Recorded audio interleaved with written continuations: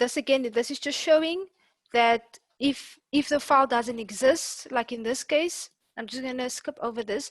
You could have created a new out file and printed that in there. So you can see on my desktop here, let me just go to the ends. You can see actually that there is no file called new outfile.txt. But if I do exactly the same thing that I did that, I use the open function with the path where I wanted and the file name. I open it for writing and I write into this file. Now I don't need to put this line there, but this will still work even with that. There will just be nothing in the file. But I'm writing into the file and it's not giving me any error. So I go to my desktop and I check if,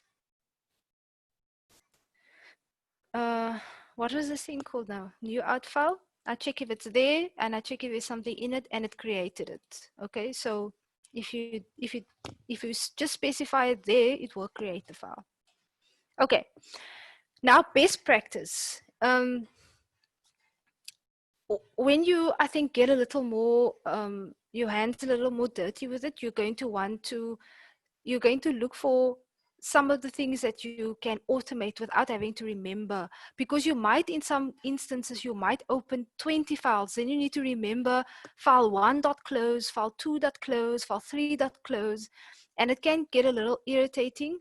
Or you might even, it's error prone, so you might forget, because you're obviously not gonna name them file 1, file 2, where you can see the sequence at the end. They might all have different names, so you might skip over some, and some files may remain open, which is especially complicated for when you're writing to a file. So Python does have this width, which it's actually almost exactly the same. Before we used open, file, and mode. Now you just put a width in front of it, and then this will automatically close. And you use this whether it's read mode, append mode, or write mode.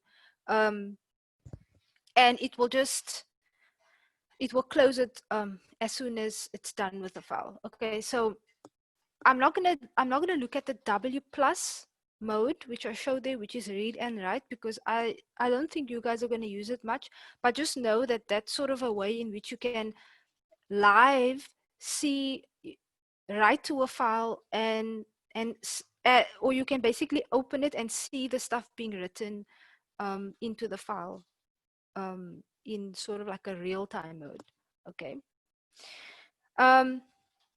So I'm showing you, this is what we normally would do. We would open a new file for writing. We would write into it, and then we would say this out file that we opened .close. But if you just use the width in front of it, so this is actually exactly the same as this here.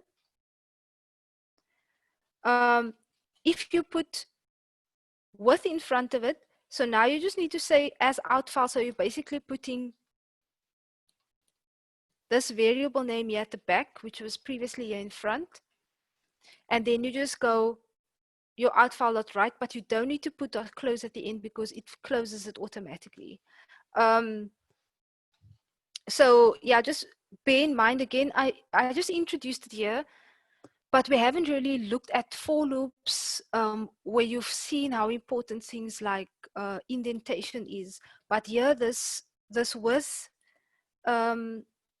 with a width, you would use a colon, which would automatically bring in indentation, which means that there needs to be a tab or 4 spaces, which normally gets done automatically in Jupyter, or if you're in some type of text editor. So for example, if I just click enter over here, it won't take it to the front of this line. It will automatically know that because that colon is there, this needs to be written, there needs to be a tab here. Whereas if I do this with this, when no colon is added, it will add it there.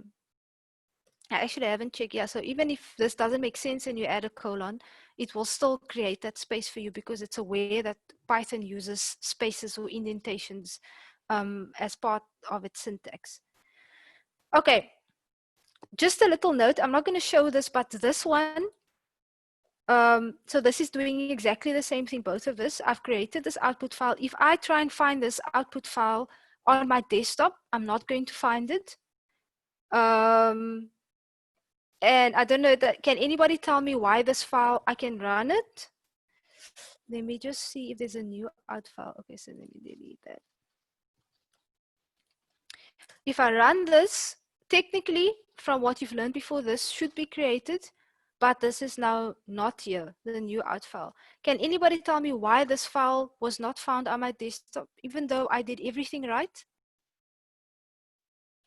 It's got nothing to do with me doing something wrong. It's got something to do with me leaving something out. Okay. Let me put it to you this way. Where am I currently running the script from? The new out file. The out file is here, but the new out file isn't here. And that's because you might not have previously noticed, because obviously if I just say it, you might not, pay attention to it. But all of the other ones, I've specified that it needs to go on my desktop.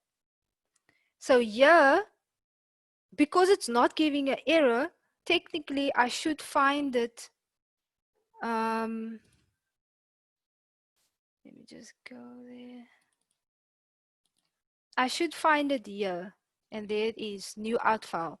If I don't specify where it needs to write, which path, and I just give a name, it's going to create the output file, or any file, it's going to create it where the script is. So you need to add there where you want this to be printed, where you want the out file to be opened and created.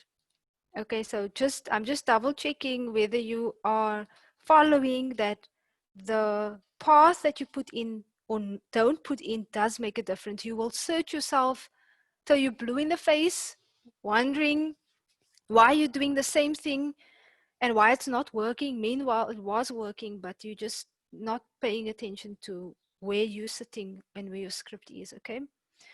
So if I wanted to put this on my desktop, I need to do what I did the previous time, and I need to put in there the path of the desktop to the desktop, and then there it is. Okay, I should find it there. Okay, but again, like I said, with best practice, it's better to say, use the with, and then here, instead of putting,